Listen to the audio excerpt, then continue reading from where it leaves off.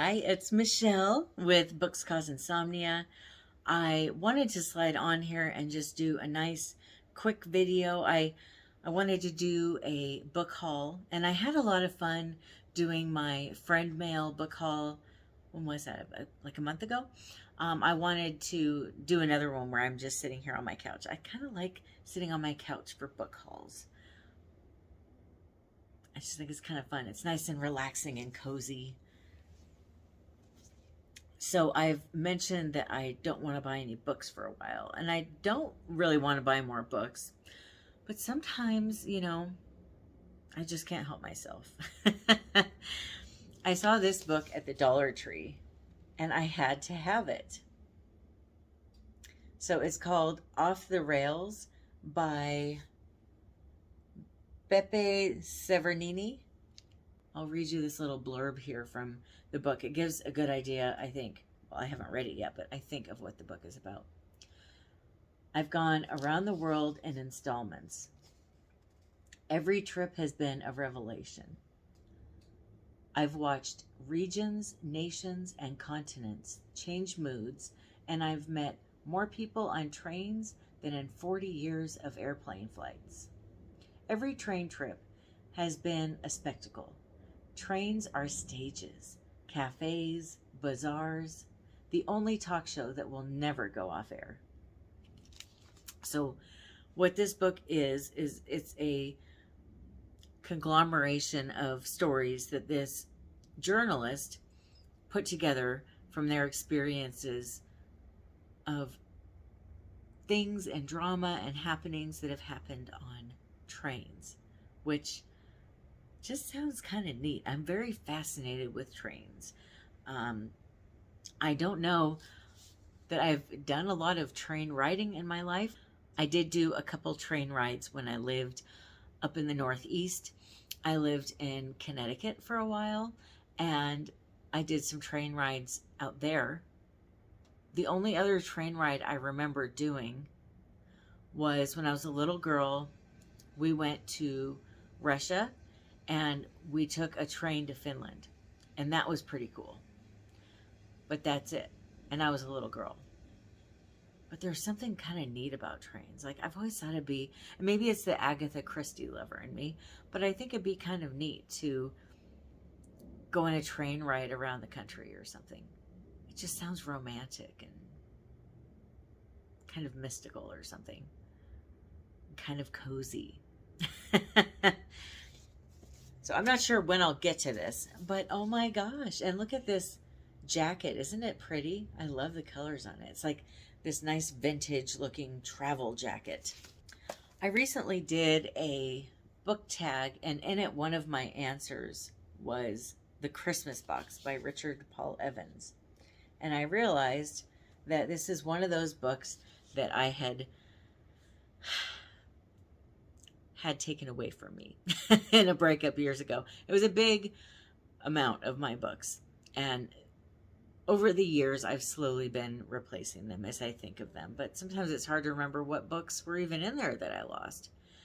And this was one of them. Now there's a collection of 3 novels that are all tied together.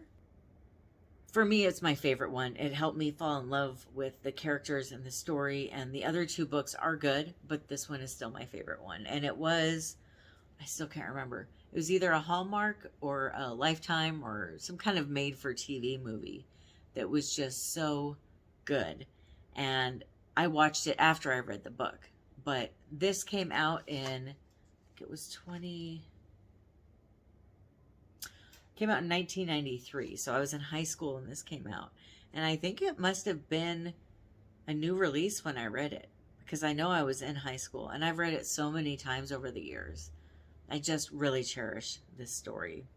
And what this book is about, there's a woman who lost her daughter.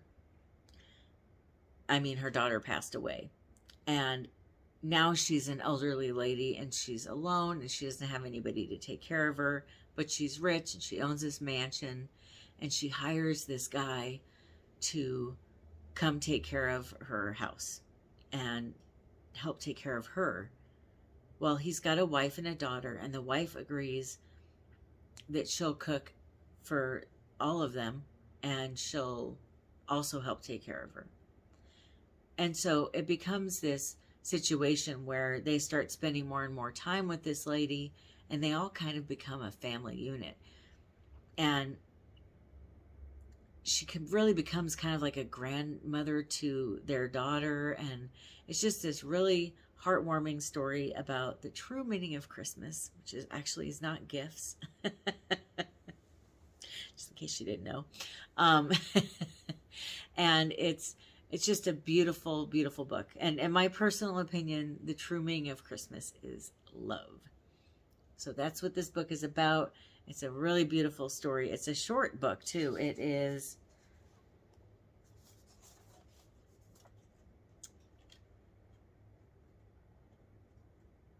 125 pages long. And it's called The Christmas Box by Richard Paul Evans.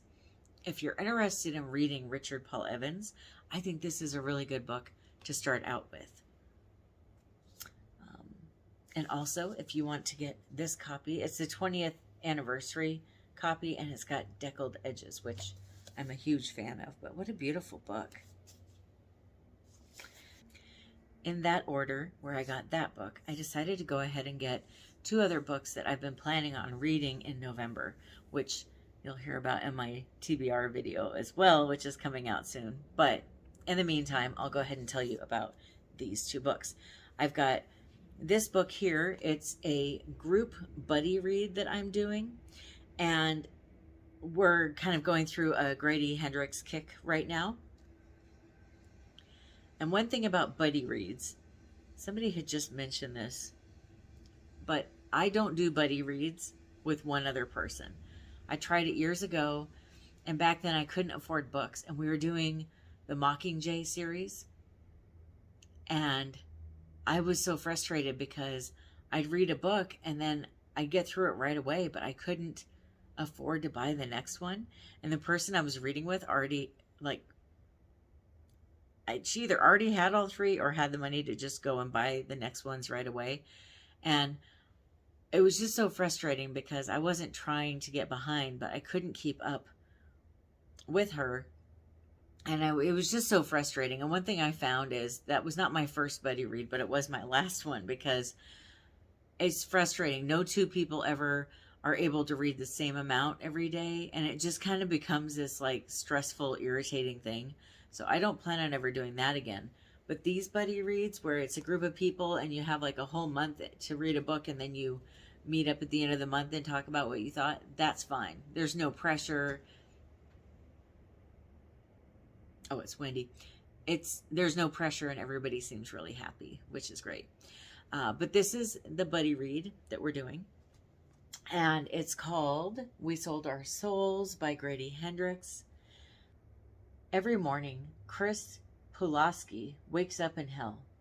In the 1990s, she was lead guitarist for Dirt Work, a heavy metal band on the brink of a breakout success, until lead singer Terry Hunt embarked on a solo career and rocketed to stardom, leaving his bandmates to rot in obscurity. Now Chris works as night manager of a Best Western. She's tired, broke, and unhappy. Then one day, everything changes. A shocking act of violence turns her life upside down, and she begins to suspect that Terry sabotaged more than just the band.